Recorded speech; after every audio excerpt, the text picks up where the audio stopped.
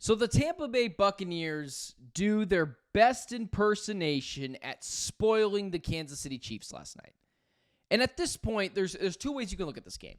Normally, when a team wins on Monday Night Football, I'll give a brief synopsis on one team and really go deep into the winner, but this is really like a half and half scenario here.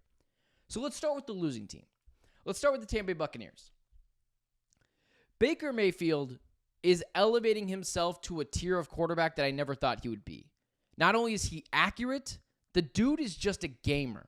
There is no moment too big for him. I'm not going to blame him for nearly beating the Chiefs in Arrowhead with lawn deck chairs and injured wide receivers and tight ends while Patrick Mahomes is slicing and dicing with DeAndre Hopkins and Travis Kelce. Like, I'm not going to blame Baker Mayfield for that. Not to mention, the defense that Patrick Mahomes is going up against is not nearly as good as the defense that the Kansas City Chiefs have. Baker Mayfield is sensational. There is no doubt anymore if he's a top 10 quarterback. The real question is, where does he rank amongst the top 10 quarterbacks? Is he 8? Is he 7? Is he 6? I don't know. But Baker Mayfield is just superbly awesome. And it just goes to, sometimes you need to change the scenery. And it's just took him a second to get rid of the nonsense that was Cleveland, that basically just shelled him out to die out in the, the stony lonesome. Cleveland got rid of him. What happened? Typically what things happen when people leave Cleveland. They succeed. Or at least they should say the Browns. I shouldn't lump the whole city of Cleveland in there. But Baker Mayfield, with no running game last night, Cade Otton and Sterling Shepard nearly defeat the Kansas City Chiefs. This game is not on Baker Mayfield. This game is clearly on the head coach, Todd Bowles. Now, I'm an Arizona Cardinals guy. I love Todd Bowles. I think he's one of the best defensive creative minds in the NFL. I still think he's top 3 in that aspect. You have to be better.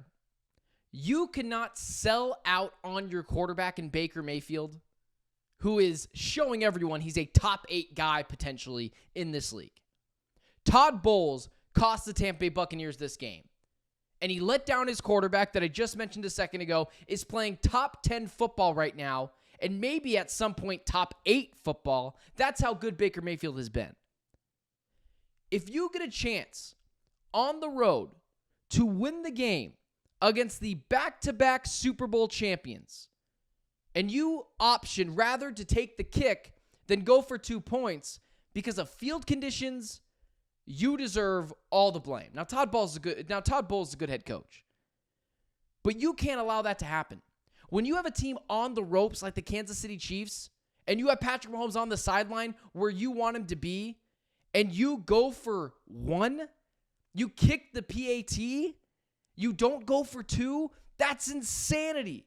You know how many teams would love to be in your position? I don't care if it was a backward snowstorm while hail was coming down and there was also a middle of a hurricane. You have Patrick Mahomes on the sidelines and you option to kick the PAT instead of going for 2. Anyone that would have criticized you for missing the 2-point conversion and losing that game to the Chiefs would have been an outright idiot.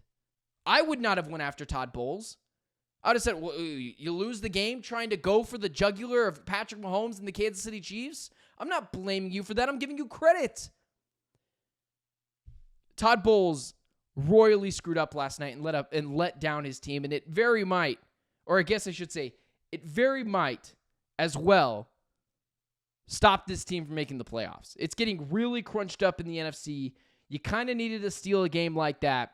This game is not on Baker Mayfield. He has been awesome. Todd Bowles has got to be able to put more belief in his quarterback and in this offense that played super well all night and say, you know what? Go for 2. Because every other team in the NFL would have wished they could have been in that position. Whether they won the game or not, it would have been the right call. You have to be better than that. And that takes me over to the Kansas City Chiefs. You know,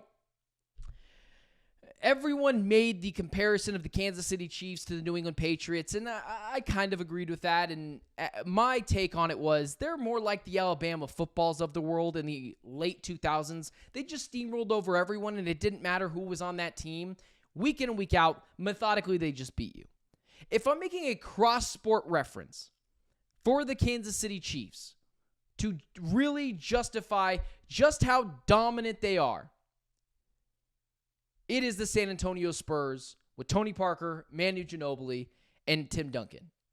Led by a phenomenal Hall of Fame head coach, arguably one of the best head coaches of their time, Andy Reid, Greg Popovich, a superbly talented top 6 player ever at this point, Patrick Mahomes and Tim Duncan, and some really good sidekicks, Travis Kelce, Steve Spagnuolo, Tony Parker, Manu Ginobili. I got to be honest with you, watching the Chiefs is a tough watch.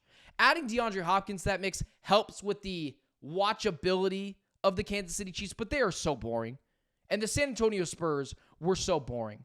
And every single game looks exactly the same. There is no surprises. This is what happens. They keep a game close. Sometimes they get down. They eventually make a comeback. And it doesn't matter because in the final 2 minutes of the game or in overtime, they are just going to punish you and beat you.